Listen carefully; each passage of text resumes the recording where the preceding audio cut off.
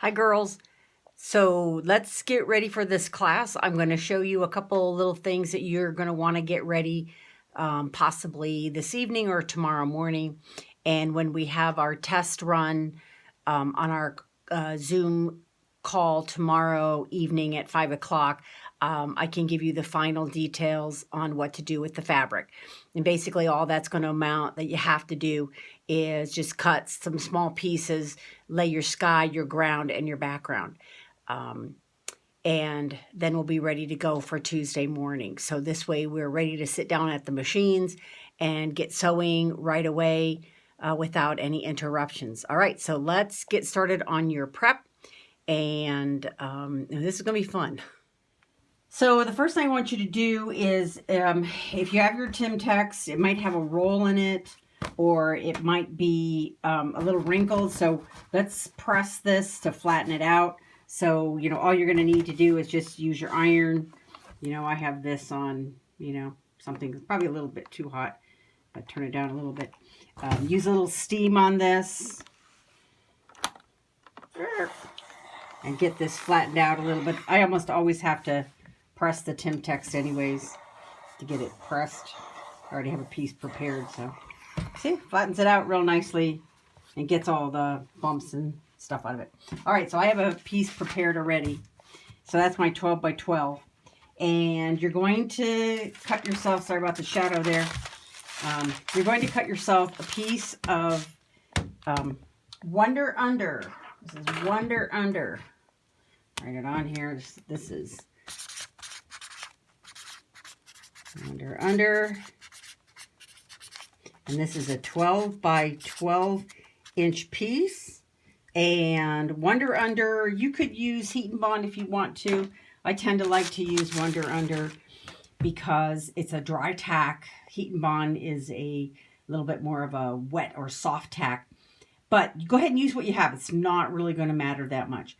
So we're going to take our Wonder Under and we're going to press it onto the back, the one side of your Timtex. And we'll take a few minutes here. We'll do that.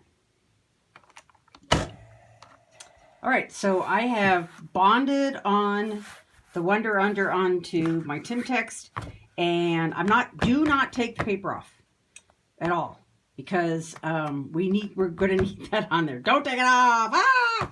All right. So the next thing I'm going to do is, and I am, my phone is charging right now, so I'm connected to a cord. I don't know. This might. Panic. Okay. So the next thing you're going to do is on the other side. This is the Wonder Under.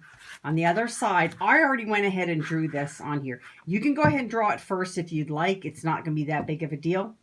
But you're going to mark a border with your ruler, and you can use Sharpie mark if you want to. You're going to mark a border around 1.5 on the right side, 1.5 at the bottom, 2 inches at the top, and 2 3/4 on the side.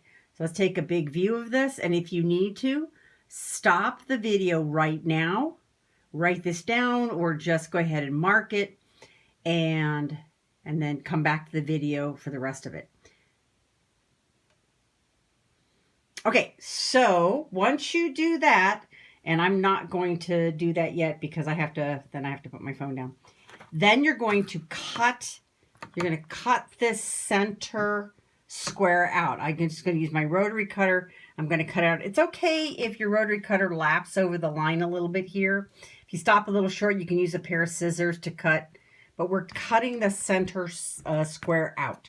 So one thing that you might want to do so you know your top from your bottom is you might want to maybe make maybe a diamond up here at the top so you know that that's your top of your square. Kind of like how you would notch out a pumpkin, you know, when you carve a pumpkin. So ultimately, we're going to end up cutting this square out. Okay. The next thing you're going to want to do is you're going to want to wind yourself at least 1 or 2 bobbins of bobbin thread. And the bobbin thread that I tend to like is the OESD bobbin thread. Those of you who have embroidery machines, you kind of sort of already know about that, and you probably have a big cone of it. So go ahead and prepare 2 bobbins of this thread. If you're not sure what I'm talking about, you know, just some white polyester thread will be fine too. We can don't worry about it. Don't get upset. We're gonna it doesn't matter. But I use bobbin thread. The next thing you're going to want to do is you're going to want to put into your machine. This is my recommendation. You're going to want to put into your machine preferably a top stitching needle. Now this is a size 90, and I'm going to be using probably a variety of 20 and 12 weight threads. And most of you don't have a huge collection of that thread. We do sell it at the store. If you have a really large collection of thread, you might have a little bit of it.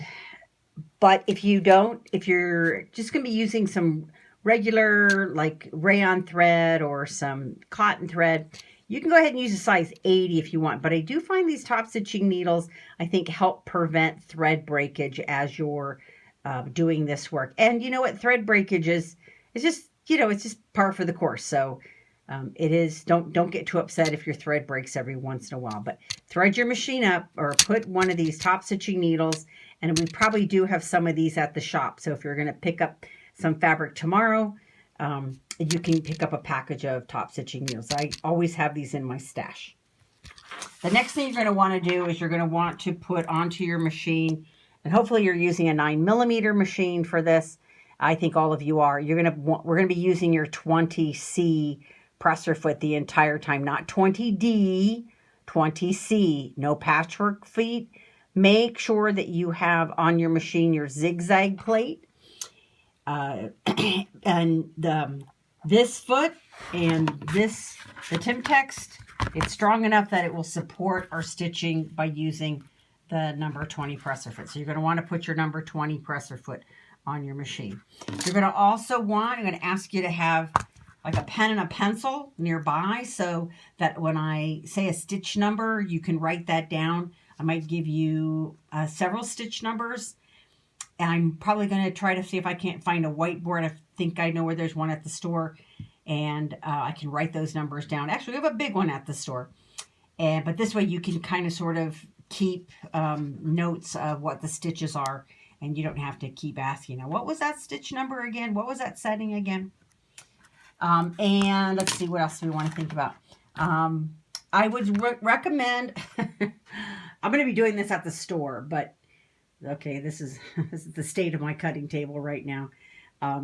But at the store, I'm going to lay out all my thread by my machine so I can just go and pull it and have it at my access, at my fingertips. So you're going to want to have all your thread nearby. You're not going to have fabric because you're going to have all your fabric all pre-pressed and ready to go. So and you can just put all that stuff away.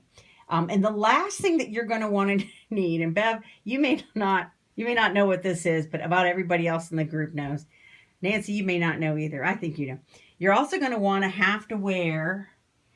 You're going to want to have to wear your best tie-dye socks, you know, just for good luck for tomorrow. And many of you already have many pairs of these socks, and I thought I would just kind of throw that in as kind of a joke. So the only other thing you're going to want to think about is we're going to need some pine tree fabric. And if you, hopefully we'll get that far tomorrow or on Tuesday. But if you don't have the pine tree fabric, some of the fabric that Paula is cutting, there's fabric in there that's a great color, and we'll be using it too. So with that, only really thing that you really have to do is get your Timtex ready with your Wonder Under, frame it out, cut it out, cut your center out. Tomorrow you'll get your fabric. Chances are you're going to come to the store, you're going to pick up your fabric, and then tomorrow evening I'll kind of give you a real quick run through on prepping your center and your border so we can get started on Tuesday morning. All right, that's your assignment, and we'll see you tomorrow at 5. Okay, so I have cut out, I've gone ahead and cut out, use my rotary cutter, and I cut out my center square rectangle. And so there you go. You can see they're now separate. Woo! So there you go. That's what you want to do.